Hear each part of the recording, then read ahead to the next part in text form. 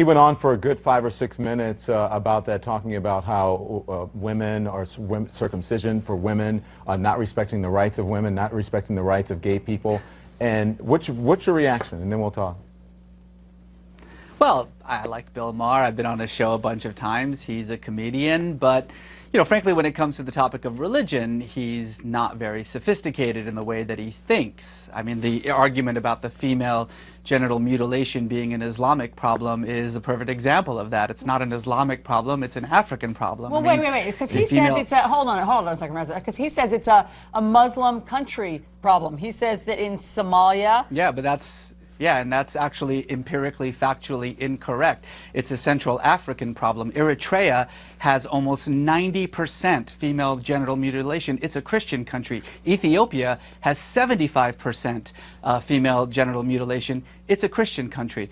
Nowhere else in the Muslim majority states is female genital mutilation an issue.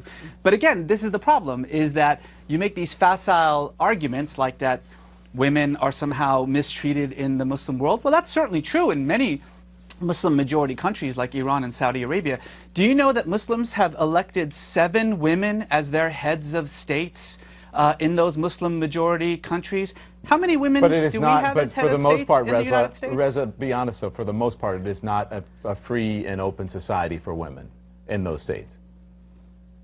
Well, it's not in Iran, it's not in Saudi Arabia, it certainly is in Indonesia and Malaysia, it certainly is in Bangladesh, it certainly is in Turkey.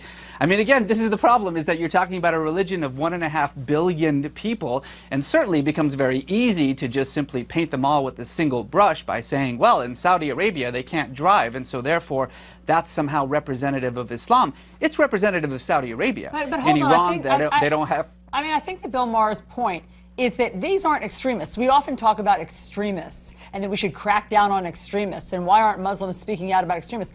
In Saudi Arabia, when women can't vote and they can't drive and they need permission from their husband, that's not extremists. Why aren't we talking more about what? That's not extremists, that's commonplace. Why don't we talk more about the commonplace wrongs that are happening in some of these countries? It's extremist when compared to the rights and responsibilities of women, Muslim women around the world. It's an extremist way of dealing with it. But it's not extremist in that. It's not extremist in that country. In Saudi Arabia, that's the norm. Oh no, it's not.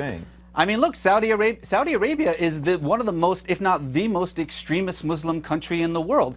In the month that we've been talking about ISIS and their terrible actions in Iraq and Syria, Saudi Arabia, our closest ally, has beheaded 19 people. Nobody seems to care about that because Saudi Arabia sort of preserves our national interests. Okay. You know, this is the problem, is that these kinds of conversations that we're having aren't really being had in any kind of legitimate way. We're not talking about women in the Muslim world. We're using 2 or 3 examples to justify a generalization. That's actually the definition of bigotry. All right, fair enough. Does Islam promote violence? Islam doesn't promote violence or peace. Islam is just a religion, and like every religion in the world, it depends on what you bring to it. If you're a violent person, your Islam, your Judaism, your Christianity, your Hinduism is going to be violent. There are marauding Buddhist monks in Myanmar slaughtering women and children. Does Buddhism promote violence? Of course not. People are violent or peaceful, and that depends on their politics, their social world, the way that they see their communities, the way they see themselves. So, Reza, you don't think that there's anything more, there's the justice system in Muslim countries, you don't think is somehow more primitive or subjugates women more than in other countries? Did you hear what you just said? You said in Muslim countries. I just told you that Indonesia, women are absolutely 100% equal to men. In Turkey, they have had more female representatives, more female heads of state in Turkey than we have in the United States. But in Pakistan, stop saying things like Muslim countries. Women are still being stoned. And that's a problem for Pakistan. You're right. In other words, so let's criticize Pakistan. I just want to be clear on what your point is, because I thought you and Bill Maher were saying the same thing. Your point is that Muslim countries are not to blame. There is nothing particular, there's no common thread in Muslim countries. You can't paint with a broad brush that somehow their justice system or Sharia law or what they're doing in terms of stoning and female mutilation is different than in other countries like Western countries. stoning and mutilation and those barbaric practices should be condemned and criticized by everyone. The actions of individuals and societies and countries like Iran, like Pakistan, like Saudi Arabia must be condemned because they don't belong in the 21st century. But to say Muslim countries as though Pakistan and Turkey are the same, as though Indonesia and Saudi Arabia are the same, as though somehow what is happening in the most extreme forms of these repressive countries, these autocratic countries, is representative of what's happening in every other Muslim country, is frankly, and I use this word seriously, stupid. Again, these kinds of oversimplifications, I think, only cause more danger. There is a very real problem. ISIS is a problem. Al-Qaeda is a problem.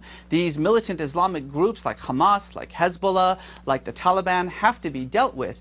But it doesn't actually help us to deal with them when instead of talking about rational conflicts, rational criticisms of a particular religion, we instead so easily slip into bigotry by simply painting everyone with a single brush, as we have been doing in this conversation, mind you.